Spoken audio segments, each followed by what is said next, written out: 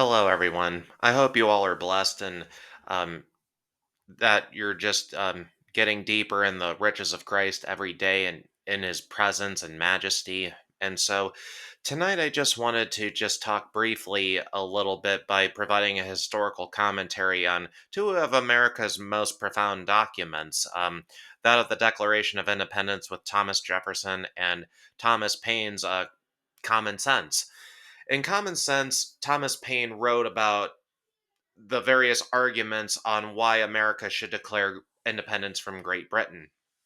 And I wanted to focus on three distinct points that Jefferson and Thomas Paine respectively cover. So, when it comes to Thomas Paine's Common Sense, he makes three interesting points. The first point that I'd like to cover is how And basically, and before I proceed, all of these points show why America establishes its own unique national identity as a result of the cases presented in these documents. But Thomas Paine first argues that he establishes the fact that America's mission is to establish a republican sense of government. The Republican sense of government is arguably the most unique form of government that America is espousing in the world at this time. No other nation had attempted to do something like this. Now, some would say, "Well, what about the Roman Republic and um, the Athenian democratic experiment?" But the United States was looking to create a hybrid Republican government model with Enlightenment values and biblical values at its core. So this was unique.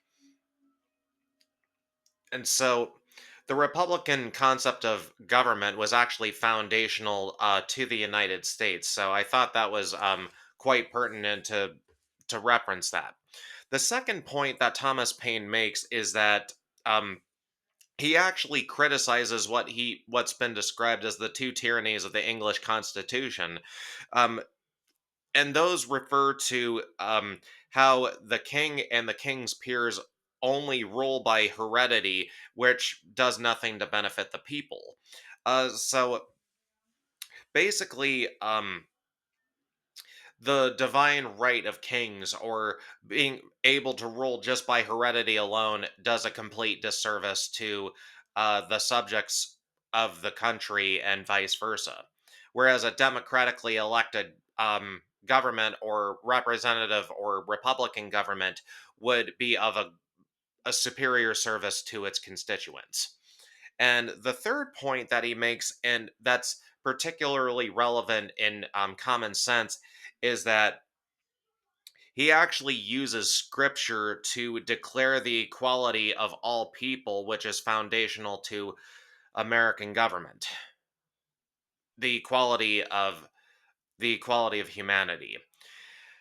The fact that he uses scripture to cite that point is very profound and important with what he's communicating here. And with Thomas Jefferson, there is going to be a bit of overlap here, but uh, just doing a pivot to Thomas Jefferson now. With the Declaration of Independence, it is what widely regarded as one of, if not one of the most beautiful documents of all time. With its just the words that are spoken within it, the papers and pages of its documents. It's very, it's a powerful document. One of the first points in the Declaration of Independence that Thomas Jefferson makes that's pertinent to establishing a unique American national identity is is his proclamation of through the invocation of the laws of nature and referencing nature's God. Now, it's been debated as to where that would be, where nature's God, what it's referencing. Some would say that it was a profoundly deist concept of God where God created the world, but then he steps back and says, all right, have at it. But that's not what the biblical concept of God declares. What's unique in Thomas Jefferson citing the law of nature and nature's God is that the British Empire would cite the divine right of natural kings to reinforce their earthly monarchy, but Jefferson cites how natural law dictates that there is no divine right of kings, but all are equal. And in the biblical perspective, God ruled over nature and we are his creation, and we are all made equal in the eyes of God. To capitalize off of that point, in his second point that he makes, is that uh, Jefferson's declaration of equality for all men with unalienable rights of life, liberty, and the pursuit of happiness was unique among the nations of the world. No nation was bold enough to declare such a radical political concept, and it's very much rooted in the scriptures. It cannot be denied. uh, the United States, aside from Israel, would be among the first nations to actually incorporate authentic biblical principles as a foundation to civil society. Well, what about the British Empire and Ireland and other Christian countries? The difference is, um, they still had monarchs and kings and things of that nature, whereas the United States did not.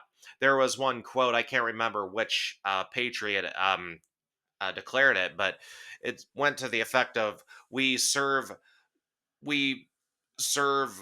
no king but Jesus, and I thought that was very powerful with how that was declared. Um, One of the last major points that Thomas Jefferson makes with the Declaration of Independence is his invocation that government only comes from the consent of the governed. Now, there are some elements of this arguably with the English Constitution, the Magna Carta, and others. So it's not quite unique, but with the American sense, it is very unique because it became the bedrock of we the people, where the transition from monarchy to we the people would be embedded in American political life and American civil society. That's what makes it unique. So, with talking about Thomas Jefferson and Thomas Paine's points, there there is a lot of overlap, but probably the most significant overlap is the commentary on biblical values that have been cited as the precipice for the equality of all people in the United States, and that's a radical declaration.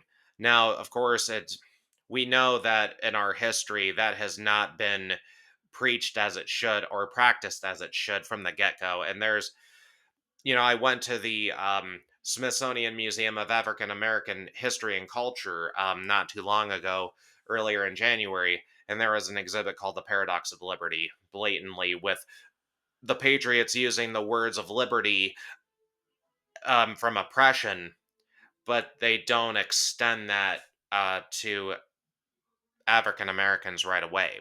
And it took a civil war to even get that much closer to it, even though there's still a lot of work that in that area that needs to be done. But basically, you know, with them, it's like humans are fallible, and the Bible clearly declares that. But the central component of American national identity is through the manner in which biblical principles were infused into our society, which made us unique versus the concept of Christianity through the Anglican Church in Great Britain, where, basically the monarchs would still be a part of the church, whereas America declare the concept of the separation of church and state, and that the government needs to stay out of the affairs of the church, and how the church would worship God and vice versa. So it's it's very profound when you read these points and when we talk about them, but those are just some of the points that I just wanted to kind of touch on just with